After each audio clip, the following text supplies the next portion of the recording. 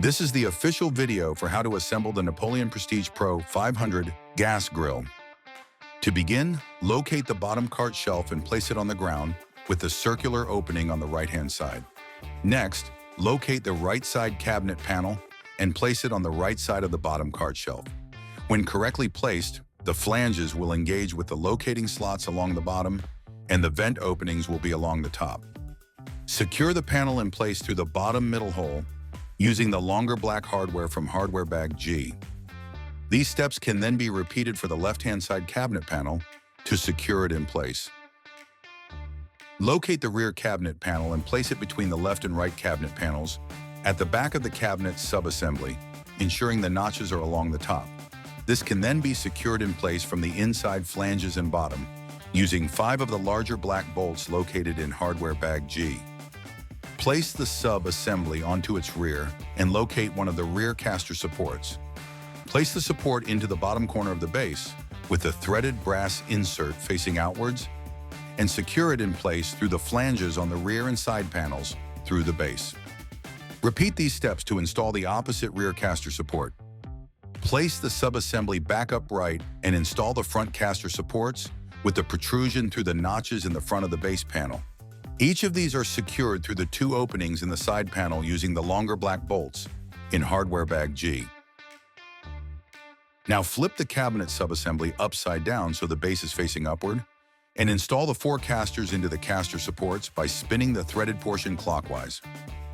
Now flip the sub-assembly onto the casters and lock them by pressing down the lever on the side. Locate the cart heat shield assembly and place it into the cabinet with the wire harness facing upward. Place it in one side at a time and secure it inside the cabinet with 3 of the longer black bolts from Hardware Bag G. These must be located on the front and rear left-hand side and rear right-hand side. Once these have been installed, move to the outside of the cabinet and use 6 more of the same bolts to secure the heat shield from the outside of the grill, 2 on each side, and 1 screw at the middle rear of the cabinet. Install 3 small wire clips along the top of the heat shield and place the wire harness into the clips and down into the cabinet through the opening in the rear right-hand side.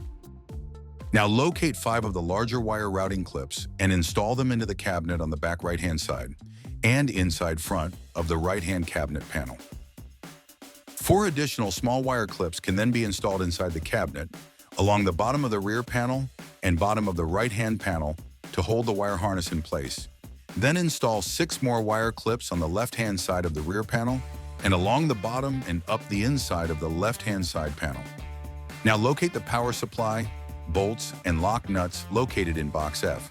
Install the 2 shorter bolts through the top of the power supply and into the lock nuts, ensuring the bolt head protrudes slightly out the back of the transformer so it can be placed into the keyhole locators in the rear panel inside the cabinet.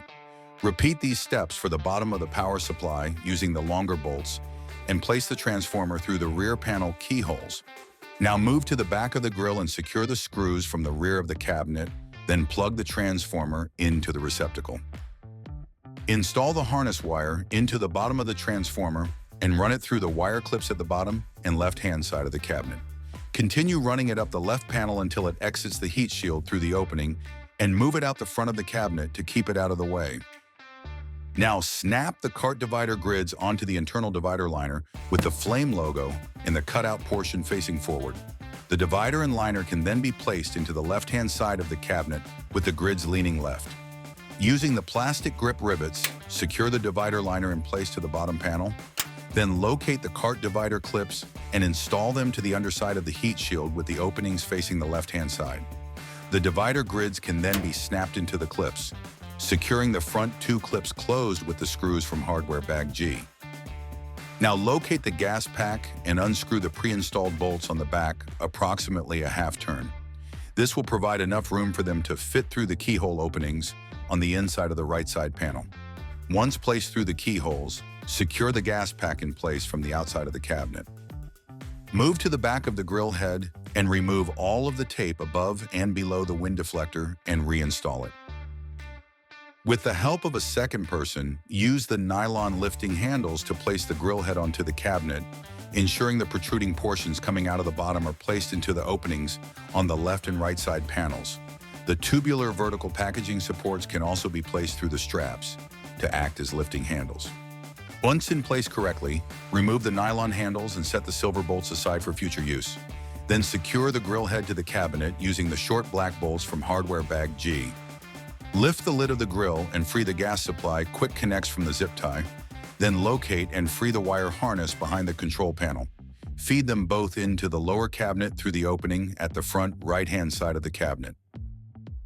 Now identify the side burner supply tube leading from the cabinet out the right-hand side of the control panel and the main burner supply tube.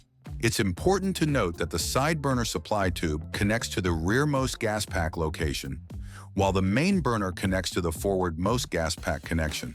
Connect each supply hose to the gas pack by pulling the gas pack portion downward while placing the quick connect end down onto it. When installed correctly, these will click into place. Give these a slight pull in order to ensure they are secure. Locate the wire harness bundle with the red connectors under the front right side of the control panel and free it from the zip ties before feeding it to the rear of the grill on top of the heat shield. Move to the rear of the grill and locate the additional wire harnesses as seen here and free them from the zip ties. Locate the ends of each wire and feed them all through the opening in the back left-hand side of the grill and into the cabinet. At the back of the grill, locate the hood light wire harness, free it from the zip tie, and feed it to the front of the grill down the right-hand side and under the control panel. Turn your attention to the gas pack and remove the screw on the bottom of the access panel to begin connecting the wire harnesses. Disconnect the female copper connection from the control board and connect it to the male connector on the copper extension. Locate the female copper extension and connect it to the location where the previous connection on the gas pack was removed. Locate the flame sensor wire with a 2-pin Molex and connect it to the gas pack in the top left corner. Locate the ambient sensor wire with a 3-pin Molex and connect it to the gas pack in the top left corner.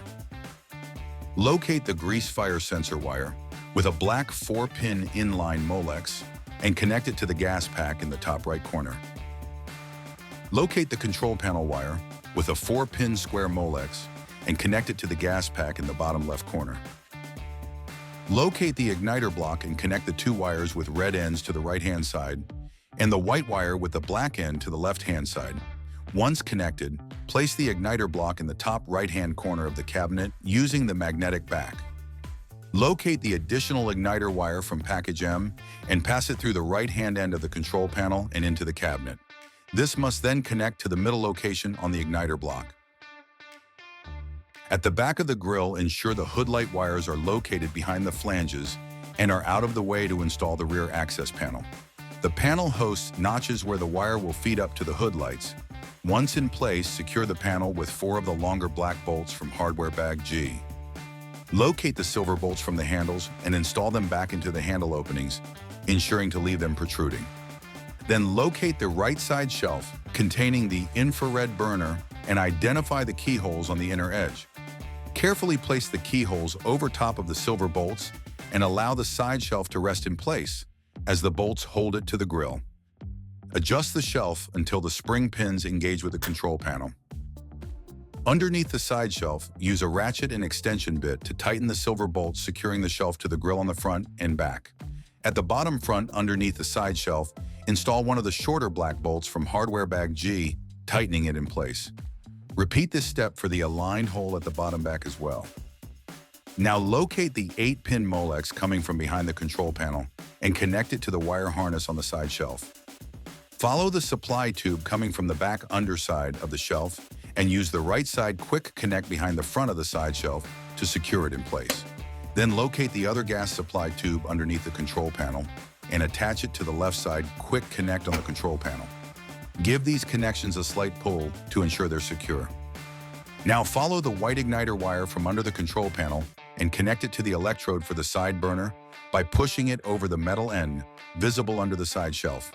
If not already connected, locate the orifice supply tube and place it into the opening at the end of the side burner. Once in the opening, this is held in place with an orifice retainer clip, which is placed around the end. Move to the left side of the grill and locate the other 2 handle bolts and install them with a protrusion. Place the left side shelf on the grill and secure it in place using the same steps as the right side. Ensure to install the additional 2 black bolts at the bottom of the side shelf. Now feed all wire harnesses behind the control panel and under the left side shelf.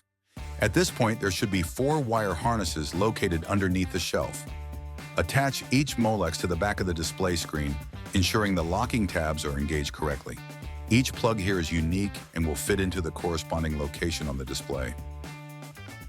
Locate the gas pack wire harness from package L and bring it to the front of the grill. Identify the white Molex in the top center of the harness and connect it to the cabinet light underneath the heat shield.